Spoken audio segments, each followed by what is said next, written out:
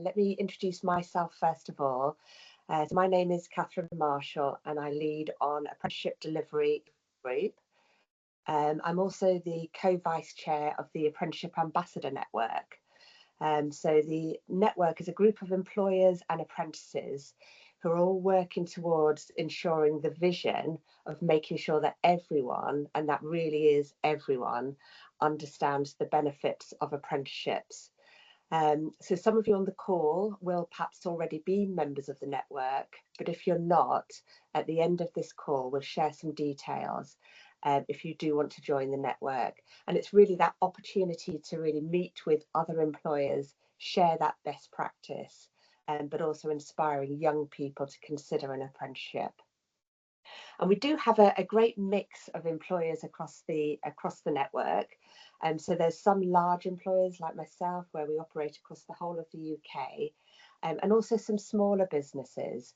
And what we have heard loud and clear is that it's really important for us to tailor our communications and also our best practice to suit those smaller businesses. And that is really why we're doing the webinar this lunchtime, to be joined by a fantastic panel who can share their expertise and the experiences that they've had, the benefits that they've seen of apprenticeships, but also some of those hurdles that they've had to overcome. So let's introduce our panel then. Dom, can I come to you first of all? Yeah, sure. Hi everyone, I'm Dom Unsworth. I'm Chief Executive of Resource Productions, which is an SME with around 25 employees based in the southeast of England. And I am the chair of the SME working group for the Apprenticeship Ambassadors Network. Fantastic. Thank you for coming along today. And Stephen, can I come to you now? Certainly. My name's Stephen Wild. I'm Managing Director of an SME called Southbourne Rubber. We employ about 34 people. I'm also an Apprentice Ambassador for the Southeast Network, SME champion. I was going to get it written on my shirt, but apparently I have to wait until after Christmas before the shirt's big enough. So thank you for joining. Yeah, definitely get that shirt. Holly, can I come to you now? Afternoon, everyone. My name's Holly Whittles. I'm HR Director of Purple Frog Systems. We're a data analytics consultancy based in the West Midlands. So we fall under the West Midlands Apprenticeship Ambassador Network. But I also have a national policy skills role with the Federation of Small Businesses, championing all things skills and apprenticeships. Fantastic. Well, thank you ever so much for coming along today. And Stephanie, can I come to you now? Yes, so my name's Stephanie. I am the HR advisor at Smales Goldie. So we're an accountancy firm with offices in Hull and across sort of the North Yorkshire region as well. And I'm also the SME champion for Yorkshire and Humber as well. Fantastic. So we're representing a number of different regions, which is fantastic, but also a number of different industry sectors as well. So I think we'll all have different things that we can share in the next hour. So in terms of the format of the webinar, we do have some pre-prepared questions that we're going to cover off initially, but then also the opportunity to come to any questions that you might have. If any of you have been on one of these webinars before, we really would encourage you to get involved in terms of commenting in the chat. So sharing any questions that you want to make sure that you do take that opportunity to ask our panel, but also any comments just to add on what they're talking about. Quite often we get a lot of different insights in the chat as well as from the panel. And just as a reminder, I think everyone has turned their camera off, which is fantastic, so that will help with the bandwidth. And please do stay on mute. Right, so let's start off with the questions. So Dom, if I can come to you first of all, what challenges can SMEs specifically face in recruiting apprentices with potential? And what's your advice in tackling those? I think the biggest challenge that I see, particularly for smaller SMEs like myself, is the perception of what an apprentice looks and feels like, which then results in challenges in trying to identify potential recruits. So I think the assumption is that, you know, apprentice is an inexperienced extra body that's going to add effort to your company, whereas actually the reality is that it's just another employee with some added benefits, support, training and funding. So I think that perception barrier is actually the biggest barrier of who would consider themselves to be an apprentice. So we've had people of all ages and backgrounds join us as an apprentice, and both young people, which is a brilliant way to recruit young people, but also those people that might be mid-career transitioning or looking to try a new sector, returning after a career break or having a family. Those people with masses of skills, maybe who've been working part-time in the company already or may not have been suitable for previous positions, those are the people that may not consider themselves suitable for apprenticeships or think it's maybe beneath them, for want of a better word.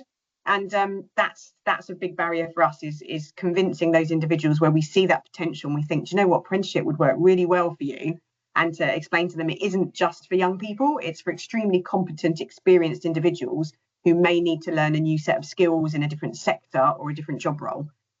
So I think that's a big barrier and challenge, and it's more perception than reality, but that perception is a really big barrier, I think, around apprenticeships generally.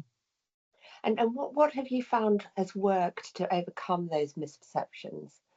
So the biggest thing that we've found is trying to identify sort of job roles early on that we need to grow the business, and then trying to identify people that we maybe already have in our existing network, or working with a local college or other training providers and the job centre to identify individuals and maybe meet with them informally, get to know them, and then select the appropriate apprenticeship and training provider once we've potentially identified the individual that we think would fit the role. We still will have the traditional recruitment process, but for us, apprenticeships works really easily if you already identify the potential talent and the potential job role, and match them together, and then identify the training provider that can solve your business problem and is appropriate for the individual that you want to work with you. It can work in a more traditional route, but that's how we've overcome the barriers where we've got a real need in our business and we know there's talent out there, but they may not put themselves forward. If we publicly advertise an apprenticeship, it may not always get the people that you're actually looking to take on board. Brilliant. No, that sounds great. And it sounds like you're really personalising it for the people who are starting the apprenticeship with you as well, and making sure it works for them.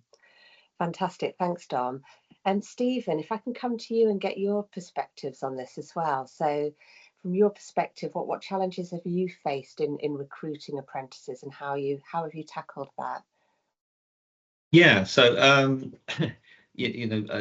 I took over the SME Self-Born Rubber in 2016. It was 7 people on a 3-day week. All 7 people were in their mid-50s, very sort of typical of a manufacturer, that's been around sort of since the 70s and stuttering to an end sort of thing.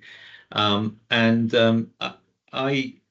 recently written a book, which is, you can see behind me, with some of the finer details. But I thought that actually today I'd talk about something that was kind of unique, but actually it's very powerful in the way that it confirms about what apprentices are and what they can add to a business. So in 2017, I was there trying to drive sales in a effectively a dying business, and I desperately needed to clone myself, to use no better word for it. I needed someone else to come and help me. And I always wanted to take on an apprentice, and taking on the first apprentice was, it was a really big step. You're talking about an age difference that was sort of 40 years. Communication was different, everything was different, and I could see why sometimes my dad's eyes would roll when I rolled up, and it was the same for me and a young apprentice sort of thing. But if we fast forward over time, myself and the apprentice, we sat there together. I gave them tasks, they completed them, and I see it as an apprentice as a seed, which is kind of where the name of the book comes from. It's a seed you put in the ground, and you have to water it on a daily, weekly basis. It's no good throwing it into unfertile soil. It's no good watering it or giving it knowledge or tendering it every 6 weeks. It will die. It will perish. So I think that keeping the mentoring on song is key. But what really underpins what I'm trying to say is that I think it was about 2021, so just after COVID, we did a Belbin test, which is psychometric across the business, which happened to be a really great team building thing. And it's about, kind of where your business acumen are, whether you're a plant or, you're going forward.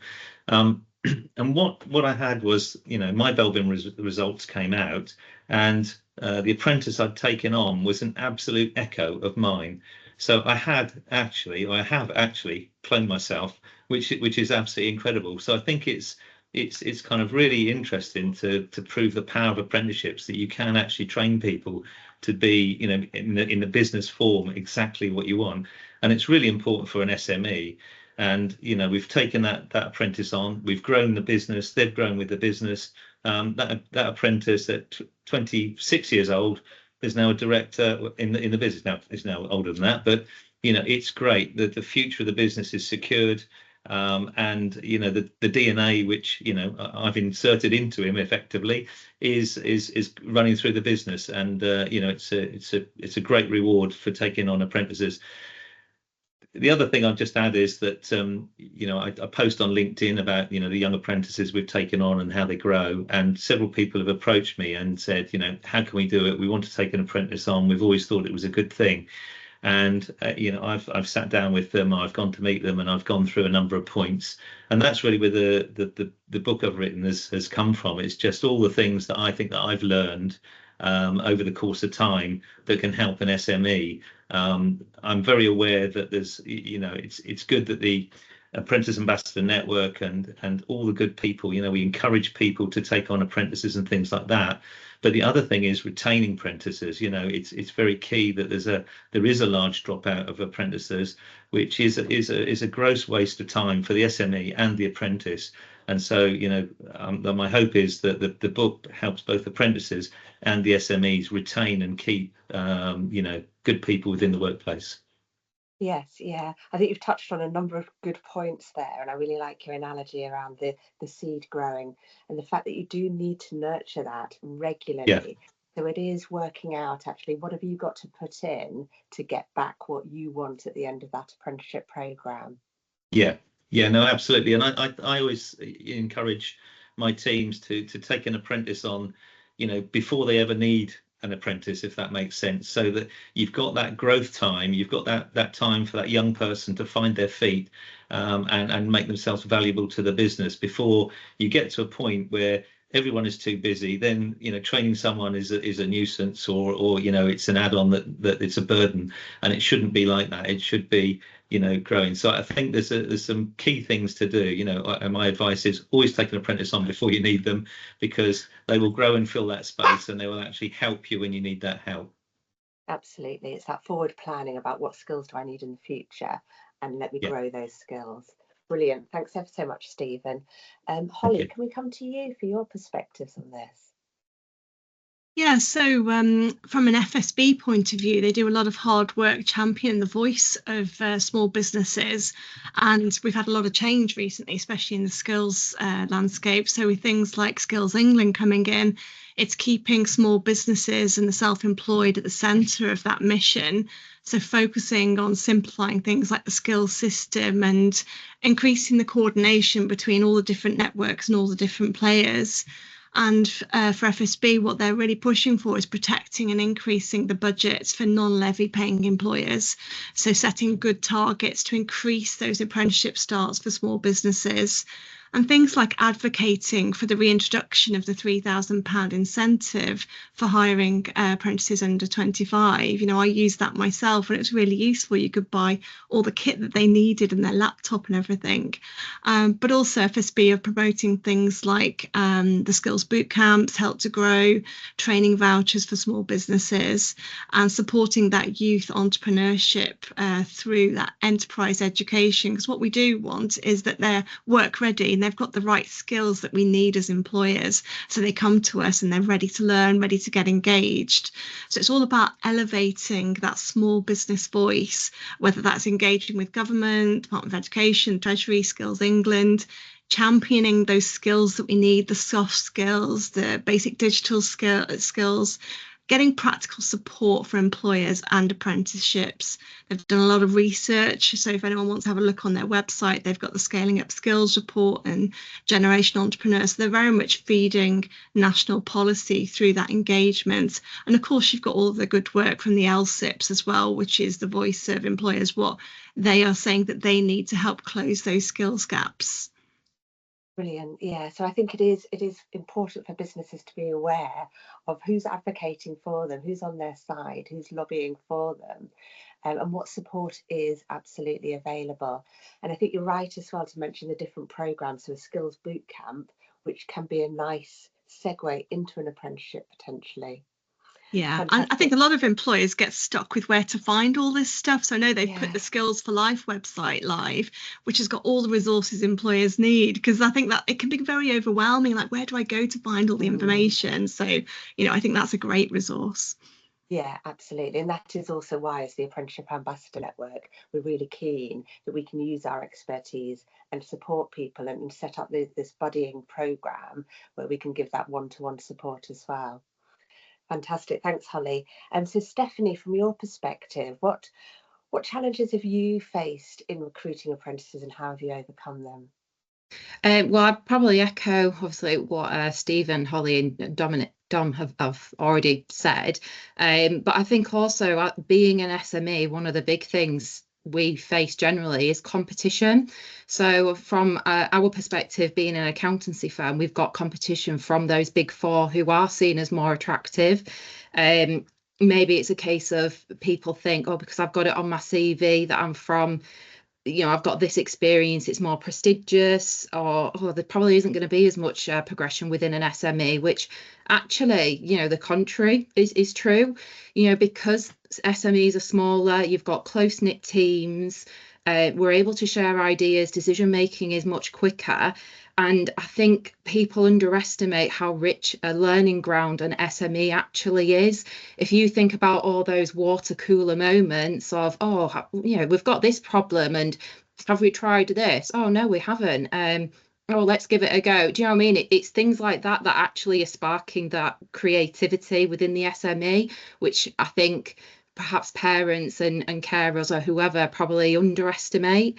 And I think in order to overcome that, you know, things that we can do is just generally boosting your brand, getting out there on the socials and actually showing people what it is like to work within your SME, you know, what it is your culture like. If you're doing events, for example, are you putting that out there for students to be able to see? Because I think the younger generation are a lot more sort of socially aware in terms of, you know, maybe it's their well-being and what they're doing for the community. And as an SME, we are locally rooted, you know, we are directly impacting the local economy and we are helping it to grow.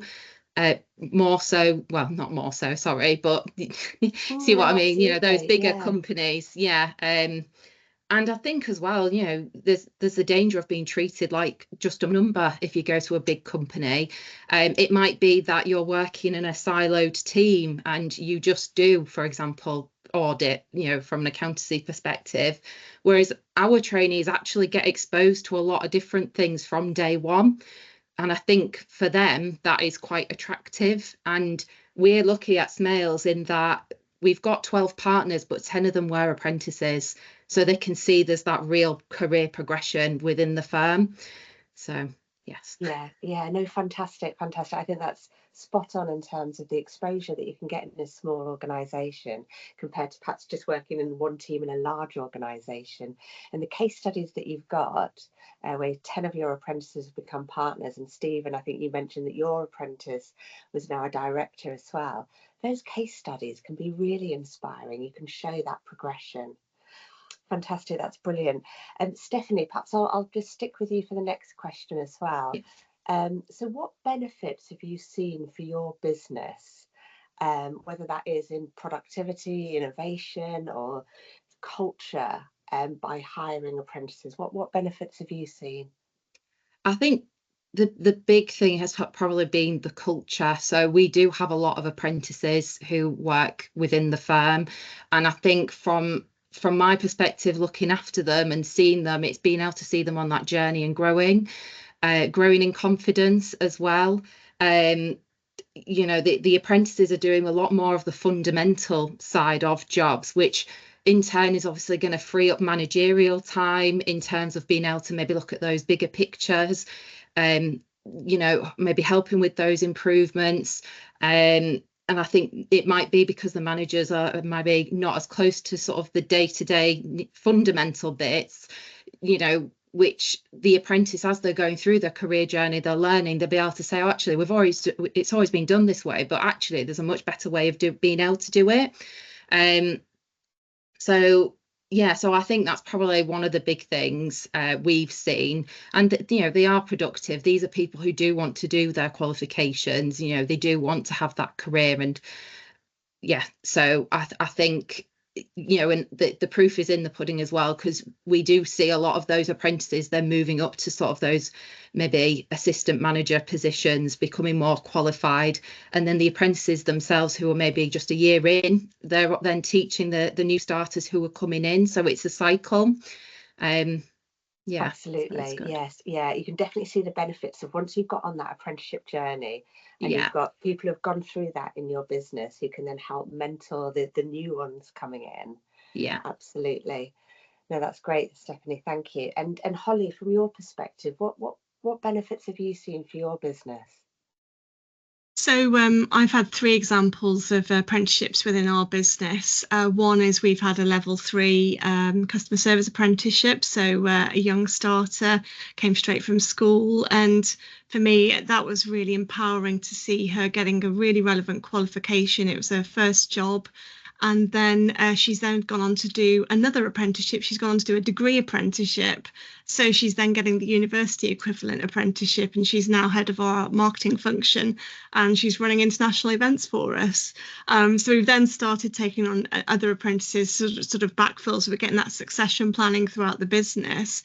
But then a couple of years ago, I did an apprenticeship myself, even though I'm quite old now, and it's been a long time since I've been in education. I thought, actually, I'm going to get my HR qualification, so I went back to school and did a level 5 CIPD in HR. And for me, that validated that I did know what I was doing, that it brought me more up to date. It was upskilling, it was showing my commitment to lifelong learning. So when I'm talking about apprenticeships, I'm always very keen to point out, yes, it's a great opportunity for your young ones to plug those skills gap, but also it's a great way of upskilling your existing staff as well. Absolutely, absolutely. It goes back to what Don was saying. We need to demystify what apprenticeships can be used for. Absolutely, they can be used to bring in young talent. They can be used to bring in career changes. In fact, we've just had somebody join us on a data analytics apprenticeship who used to be a dentist. So quite a change in career there. But also for your existing colleagues, and that chance to really develop and do that deep skilling. That's brilliant. Thanks, Holly. Stephen, from your perspective, what benefits have you seen? Wow, I mean, I can't speak highly enough of the benefits, because you know, effectively we've built a company that's been expanding at an alarming rate, and it's purely due to the apprentices that we've taken on. Not only have they allowed us to employ people at a lesser wage, and I don't mean that in a derogatory way, I mean at all, I mean an affordable wage that we could afford at the time, and then as we've grown, we've rewarded them through, so that, you know, I think they're, you know, a lot of them now are very well paid, and you know, we've managed to retain them, and I think retaining them is a big thing, as I've said before. So, you know, we've taken a business over 10 years from 365k. We finished our financial year last month, 31st of August, and we did 3.7 million. And that is based on 36 people, and 16 of those are former and current apprentices. And I think that's a testament to how well apprenticeships can work, because we could never have got there with the skills and everything else that we have. And you know, I just you know, love the fact that the young raw talent we've got in, and they're so tenacious, and teachers, you know, old dogs like me, lots of new tricks, and I love it. Keeps me young and moving as well. So I think there's a benefit. And also, you know, we're a business now, 34 people, but our average age, I think, is under 40, even with me. So you know, there's a great foundation for them to go on and grow this business much further. So I can't shout highly enough about how important and, you know, transformative apprentices are to a business. Yeah, that's fantastic. And you can really see that direct link between the growth of your business and taking on those apprentices and rebuilding those skills. And it's that progression that is important, isn't it? It's the starting point, but they can see that progression from others in your business. Yeah, and I think that's one of the points, a key failing point within businesses where the apprentice gets kind of lost, and they can't see where they can fit in or where they can, you know, grow into, sort of thing. And it's one of a chapter in my book that I make a key point in the fact, you know, I think you've absolutely hit the nail on the head, where it's very important to be able to show them growth within the business. And I try not to pigeonhole people too much. You know, if they're a good person and they've got good skills, it may be that, you know, we took one apprentice on, and she came in as an admin assistant. She wanted to be in operations. She's moved to operations. She's moved into production. You know, it's getting those skills and where the enthusiasm is to help your business. So I appreciate that if you're a very small business, you've got less opportunities. But I mean, we were a very small business, but we've grown it because we've been able to show them opportunities. So, you know, as I said, we've actually got 2 directors that were my first 2 apprentices that are now both directors in the business. You know, I think they're 26 and 28 now. So, you know, it is great. And the other thing I'd add is that using the mentality and the logic that we've got, we've taken on over 20 apprentices now. You know, I think 4 or 5 have left, but they've all got their level 2s, level 3s, level 4s before they've left. So you know, I think that we've trained them, we've left them better people, and the ones that we've retained, you know, go on. Some of them have done multiple levels. They've done level 3, level 5. One of them's done a level 3, level 4, and is in his last year at Portsmouth University doing a degree apprenticeship in business management. You know, it's a fantastic thing. You know, we have education for all and apprenticeships for all. And sort of like you, Holly, we've got some gentlemen and some ladies that have decided to do apprenticeships because you know, at a sort of a midlife sort of thing, and are adding even more value to the business. You know, so never say never. Absolutely. No, that's brilliant. Thanks, Stephen. And Dom, from your perspective, what benefits have you seen in your organisation? So, I mean, our experience is very similar to Stephen's. You know, the first apprentice I took on, there was just myself and one other colleague running the organisation. And, you know, we thought we'll try this thing called apprenticeships. That, you know, that second apprentice that we actually hired, she, very much similar to Stephen's story, is now our head of production. She did 2 apprenticeships, and then we didn't have degree apprenticeships back then. So she did a part-time degree, but wanted to do a degree apprenticeship. So, you know, that's someone who stayed with the company for 13, 14 years now, and has overseen then training up 4 apprentices under them, each one training the next apprentice. And that kind of supply chain of, you know, that as someone progresses, they learn how to become a manager by managing an apprentice, and that ability to enable someone to manage someone at low risk and learn those managerial skills as well. It's kind of the apprentice is getting the more attention, maybe because that person is learning how to become a manager for the first time, but then in turn they're getting more time with their line manager because their line manager is learning as well. So it's a really good way that we've found to actually train up potential managers, is to give them an apprentice, and then they can shape that apprentice while they're still developing what the job role is that they want to shape in their team underneath them. And that's worked really well for us, where the 3 apprentices under our head of production now have all trained each other, and we've got a current apprentice. Sadly, one in that supply chain is leaving, but we needed them to leave because we needed the new apprentice to have somewhere to go. And she now has the opportunity to step up, and everyone moves up a level. So when it works like that, it's absolutely brilliant, where one person can train the next and adjust dependent on what the strengths and weaknesses are of that team. they can recruit and train up someone to fill those gaps and or shape them in their own image and get them to kind of replicate the tasks to let them either move on within the company or externally. And that's been a really smooth recruitment process for us, rather than each time having to advertise. That part of the company is really well serviced by the apprenticeship kind of process, whereas other areas where we've kind of had to more quickly, as Stephen said, not prepared and not had an apprentice in line, and we've had to recruit direct into the workforce, we've had to go out 3 or 4 times for recruitment to find that fully formed individual, rather than being able to shape them and mould them within the wider business, which again is a very small business. But in terms of productivity and not wasting time on having to find the perfect candidate or someone that's the fully formed article and pay them what they then require because they've got that fully formed training and experience, the investment that you put into sometimes that shaping and that nurturing actually brings back 4 times as much in our experience in terms of productivity and revenue generation than the fully formed article. Depends on your business line, but definitely in areas where we're looking at innovation, so new product lines or new services that we're developing, where actually we as a company aren't sure where that service is going to go.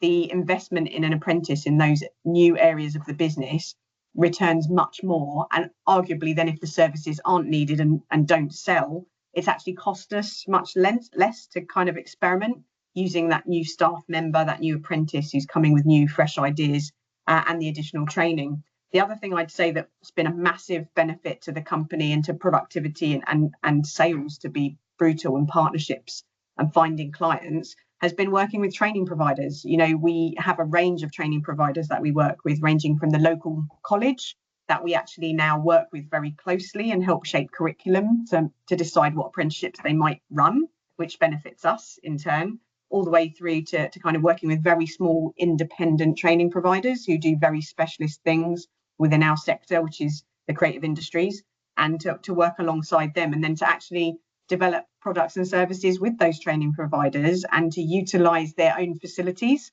You know, colleges, universities, training providers have amazing digital resources, knowledge resources, networks, and we are now collaborating with a lot of our training providers, and that's expanded our kind of client reach, and that is also through the apprentice themselves and their cohort.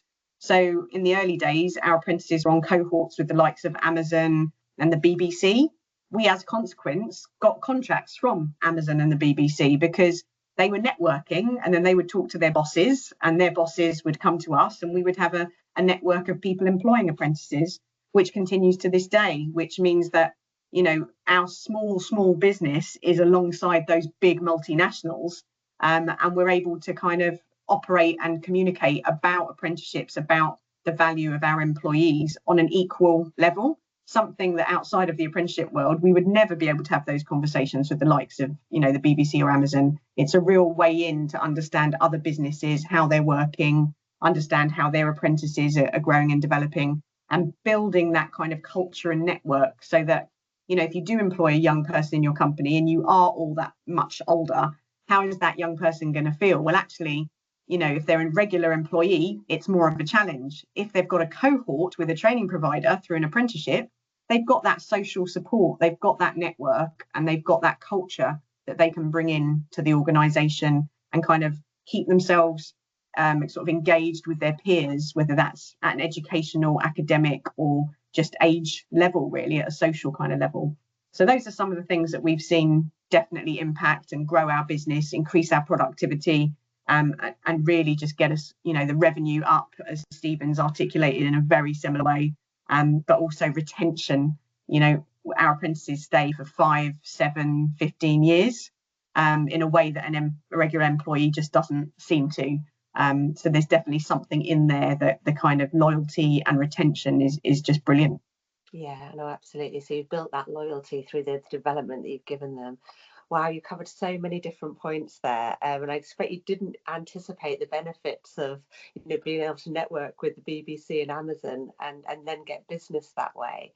And I think you're spot on as well in terms of the point about apprentices managing other apprentices. I think there's no better manager than somebody who's been through an apprenticeship themselves and really gets it, and therefore they can really help nurture that new apprentice.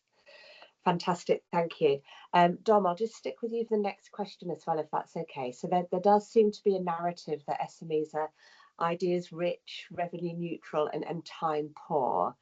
And specifically with apprenticeships, that SMEs are great at recruiting young people in entry-level roles.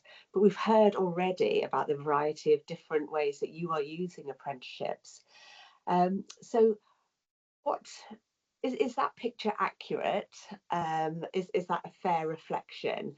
And what can SMEs do better when connecting with young people to offer those opportunities?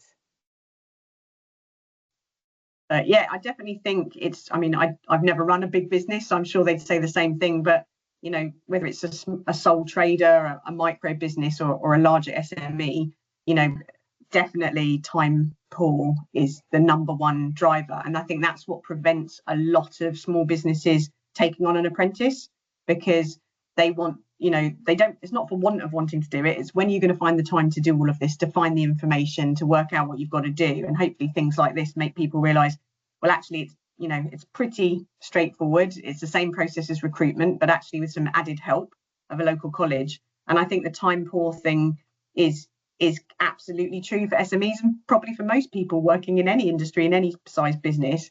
But it's that return on investment that kind of really is hard to see when you're in the thick of it as a small business, and there may only be 1 or 2 of you in charge of recruiting. It's quite a challenge. But actually, you know, I think small businesses, as I think Stephanie was explaining as well earlier, are really good at getting involved in their local community. And I think that's why we're able to quite often just see someone through a work experience placement or a local skills hub and go, oh, do you know what? I have the capacity to speak to the wider company and get that person an apprenticeship. Whereas in a larger business, it is a challenge to kind of take on potentially that task of trying to get someone through the door. SMEs have got that opportunity to, if you see someone out in the wild and you know there's a need in your business, then an apprenticeship is a great way to kind of go, hey, how can we get that person into our business? And there's a kind of easier sphere of influence internally, potentially, because it is a smaller kind of political hierarchy within the organisation. So I think we're pretty good at making the entry point easier for those people that we see out and about. But I think also that's kind of also arguably just a very straightforward, easy way to look at apprenticeships. As I said before, the perception is probably for most SMEs, it's young people. So therefore, that's what we hire. Therefore, that's what we look for. So absolutely, we're probably disproportionately good at doing that. But actually, we could be getting a hell of a lot more if we open up our eyes a little bit broader and look at the things that, you know, Holly was explaining earlier about, you know, how do you retain people? How do you increase their skills depth and knowledge by maybe offering them an apprenticeship if they're part-time or mid-career. But I think generally some of those things are true, but some of them are just kind of needs must rather than a kind of intentional objective of an SME, I think. Yeah, no, brilliant, makes sense, and definitely resonates in terms of working for a large organisation, some of the bureaucracy with the decision making we need to go through. If we can cut through that would be brilliant.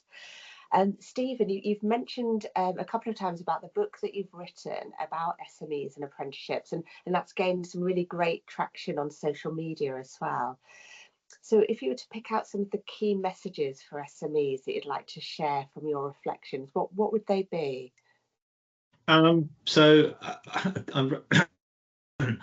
me. I wrote the book really because I was not. Well, I was concerned about, you know, the retention of apprentices and the loss of apprentices to the SMEs effectively, and talking to, you know, fellow SMEs.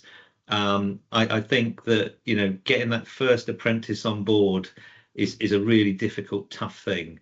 And as soon as you've got apprentices who can train apprentices, then you know your life is a lot simpler, and effectively the communication shortens. The years are a lot closer, and it becomes a lot easier. But certainly those first 1 or 2 apprentices are really difficult. So I think that, you know, things that I would give is you know, effective ways to retain them is clear onboarding, you know, a personal welcome, a buddy system, visible maps of how they can grow in the business, you know, right from day one. You know, we have apprentices come in and I get them to you know, walk around and do my day job for the first, certainly within the first week, because I think it just breaks down all those barriers of you know, you know, that Stephen, he's the MD, you know, and everyone shies away. That's not the sort of organisation I want to run or be part of or anything else. And that then brings culture into it, and I think the welcoming culture is a big thing. You know, just being open. You know, I have a simple mantra in life which I go through. You know, come to work, do some good, have some fun, earn some money. It's simple, you know, and everyone understands it, strangely enough. Like most people have a little smile on their faces, but out of all of my business years and everything else, you know, to me that just answers everything. That's all you want to do. And the great thing is that as a business, you get all of the benefits out of it, you know. And as Don was saying, you know, retention of apprentices in SMEs is a key thing. And you know, one of the great returns on investment for apprenticeships in SMEs, to me, is the reduced churn. You know, you're not going out and you're looking for people, and then when you look for people, you have to pay them, you know, an elevated amount of money to do the same job that someone else was doing. So you know, never underestimate how much that is a benefit to the business as well. Yeah, no, definitely. I think what I'm hearing loud and clear is that longer term view, the importance to take that longer term view. We've heard it referenced in terms of looking at the future and what your skills gaps might need, but also that, you know, the first time you take on an apprentice, it will feel perhaps a little bit painful. You're learning yourself around it, but then you're going to get the benefits in the future. Brilliant, thank you. Stephanie, so congratulations, because your accountancy organisation secured a fantastic 2nd place in the SME Top 50 this year, so that's absolutely brilliant. What would you say has been the key to your success, and how can other SMEs learn from that with their apprenticeship delivery? Well, one of the things I think we do really well is that we do work quite closely with our training provider. And I think my advice to any SME is don't necessarily go with the one that comes straight into your inbox. You know, make sure that it is going to be fitting with what it is that you want to do. So our provider is really good at providing that support to the apprentices, and I think that's something that we've really recognised. Even just from my role, I'm monitoring the apprentices and sort of their progression through that, and it's little things like if they do fail an exam, who can they go to? Right, let's have a sit down conversation. And I think it's those, when we're talking about time poor, that it's that time that I'm taking away from the managers to be able to obviously support the apprentices, and making sure that they know there is somebody there who is actually committed, and we're demonstrating that we want them to succeed as well. And again, you know, culturally, I like to think we are a very good place to work. We do quite a lot of social events. Early in the summer, you know, we did a fancy dress party. One of our partners dressed up as a shark. You know, they were all getting involved, they're all meeting each other. The fact that there are so many apprentices as well, again, they can chat to each other, they've got people they can go to who've been through the same things. So I don't think there's any one thing that I could probably pinpoint to say that we're doing particularly well. I think it is a combination. And maybe go and ask the apprentices, you know, ask for them feedback. What is it that you like? What don't you like? What could we do better? Because at the end of the day, they are the ambassadors for your company. So, you know, if they're going to careers events, make sure that they're the ones having those conversations with prospective candidates. Because at the end of the day, you know, I'm not going to have a big picture as to what they're doing day to day. And sometimes it's easier for an A-level student to have a conversation with somebody who's more similar age to them than it is going to speak to, I don't know, a big scary adult. I don't know. No, absolutely. Yeah. Yeah, no, I think you've shared some really good insights there. So, do your research around the training providers that are going to partner with you and reflect your culture, have that point of contact as well for the apprentices, and it's really building up that community as well, which I think is really important. So Dom, the Apprenticeship Ambassador Network has a strategic objective to buddy and mentor with 3,000 SMEs to enable them to get on that first ladder of recruiting and training an apprentice. So we're currently at 61% of that target. Can you talk to us a little bit about the principles about why we're doing that buddying and how it's worked so far? Yeah, I mean, I think most SMEs really relate well to other businesses, other peers, and just human connection. And I think the problem is obviously with any government process and system, there's lots of brilliant digital resources, lots of great websites, lots of brilliant training providers, but it can seem like a massive, kind of maze when you first look at some of these systems and processes. And all the information is there, but sometimes another business leader just needs someone to say, yeah, you're doing the right thing, or yeah, you do click on that button, or yes, you can find a training provider here, or oh, I can show you where that is and reassure you that kind of the way that you're doing things is fine, without that kind of pressure or concern. Am I doing it right? Where is the information I need? So buddying is really what, if anyone on the call is already an apprenticeship ambassador, you're probably doing it already. It's essentially a couple of interactions with a small business who is interested in taking on an apprentice, but just needs that little bit of conversation, hand-holding, a couple of emails, maybe a chat over Zoom to just talk through, I'm struggling to understand this part of the process. And we don't have all the answers. We're not professionals, but we do know the professionals at the DFE, at the Digital Apprenticeship Service, wherever it might be, who can help us help other potential apprenticeship employers. And we're just there to try and join the dots, reassure, and make people confident in their choices and where the information is and how to act on it. Every interaction is different. Every buddying relationship will be different. There's no right and wrong answer. And we're not here to kind of force people to take on an apprentice. We're here to have that conversation, to just talk through what the different steps are. And, if we buddy with someone who is interested in taking on an apprentice, they may not take on an apprentice for a year, 2 years, 3 years. I've seen people that I buddied with maybe 2-3 years ago just take on their first apprentice, but they remember all the stuff that we talked through back then. It's just waiting for the right moment in the business and the right moment for that individual business owner. And that's what we're here to kind of provide that support with as volunteers, as people that have been through it ourselves. So I'm hopeful that we're increasing the numbers, and if anyone is an ambassador out there and get involved in your kind of regional coordination of taking on any of those referrals, of just having that chat with someone and letting your regional coordinator know that you've had that conversation and what that business is, so that we can track and see if we've had an impact as individuals talking to other individuals. Fantastic. Yeah, and it is so important, isn't it? Like you said, there's a lot of guidance out there, but sometimes it is just that reassurance that yes, you're doing the right thing, or it's bringing it to life. It is bringing it to life, isn't it? These are people we're talking about with the apprentices. So absolutely, that buddying is really important. Thank you. And Holly, so you're also the National Skills Policy Champion for the Federation of Small Businesses. So what would you say is top of the FSB's to-do list on skills today, and what are you doing to really elevate the voice of small businesses with skills?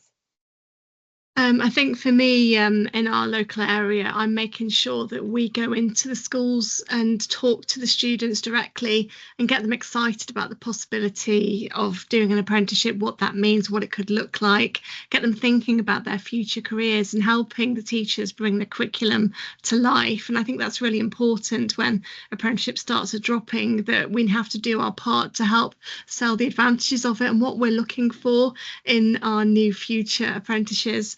And then FSB are continuing to sort of work nationally with things like Skills England and focusing on demystifying and simplifying the system and removing barriers like all the different forms and places they have to go to fill out paperwork. Sure, there's a simpler way, so they're doing a lot of work around that. And again, things that will make it easier for businesses to onboard apprenticeships, things like that reintroduction of the £3,000 incentive and promoting things like the boot camps and the youth entrepreneurship. So I'm trying to do what I can locally and nationally, but for me it's about increasing those apprenticeship starts. Fantastic. No, that's brilliant. You're doing a great job with that. Thank you, Holly. So I think that those were some of the questions that we'd run through. Just looking at the chat, so there was an ask to share case studies which advocate apprenticeships. I think we've absolutely done that in spades. So thank you very much for sort of bringing that to life about how it really does add value to your business. That importance around the link with the local careers hubs, and again we've referenced that, the LSIPs, the employment hubs, to work with schools and that college engagement and really elevate that awareness. So that's really important. And also the fact that they will help you and support your business in terms of providing what guidance you need to get on board with hiring apprentices. I think we've probably covered most things. And again, we've got another comment in the chat from somebody, I don't have their name, that their experience really mirrors yours, Stephen, with over half the team being recruited as apprentices. So again, there's some really powerful case studies out there around how apprenticeships have really worked in a business and helped grow that business. And again, gone on to win awards and to get that visibility and be role models for others. So thank you all ever so much for really sharing those insights. If you were to leave with one final piece of advice, what would that be? Dom, if I come to you first of all. Yeah, I'm not sure how many people on the call already have apprentices or are kind of looking to recruit, but I think just spreading the word about apprentices and engaging with your local schools and colleges will start that conversation, whether as training providers or potential employees. So if you're not already doing that, starting those conversations and then just chatting to people socially. I always say most of us ambassadors are talking about it to our friends and family, and those are the networks that have SMEs as well. So I think go out there and talk about it to those peers. And if you're looking to recruit, engage with your local colleges. Fantastic. Thanks, Dom. And Holly, what would your one bit of advice be? Yeah, I definitely echo that, is to get involved and just see how they can help you grow your business and also help national policy. So if you get asked to fill out skills surveys, then contribute your thoughts, because together we can make the system work for students and also for employers. Absolutely. Those insights are really important for policymakers, aren't they? Yeah. Fantastic. Thank you. Stephanie? My advice would probably be just to start small in terms of, don't be over ambitious thinking, right, I'm going to start and recruit 10. It might be start off with maybe one apprentice, maybe two, and just see how that goes. Like we've mentioned in the call, that it's a long-term investment. You might not see that immediate impact straight away, but succession, when you look at your succession planning and your strategic, your strategy for the company, it's long term, isn't it? So yeah. Absolutely. And starting small is that proof of concept, isn't it? So you're learning as a business as well to be an employer of apprentices, so starting small allows you to do that. And Stephen, what would be your parting shot that you'd want to leave everybody with? Yeah, so I think it's going to be short and sweet for me, but apprenticeships are not just about filling skills gaps, they're about building a culture of growth and belonging. And when apprentices thrive, so does your business. Fantastic. And that is the brilliant last line that we probably want to leave everyone with. When apprentices thrive, so does your business. Thank you ever so much. So thank you so much to my panel for sharing your expertise and insights. I think we've got some really great takeaways from this call. So thank you ever so much for taking the time. As mentioned at the start, we are all part of the Apprenticeship Ambassador Network. And if you are already an employer of apprentices, I really would encourage you to join that network and be able to sort of give back perhaps to other employers and be buddying an SME yourself. I think we're just going to come up on the slides with the QR code with how to join the network.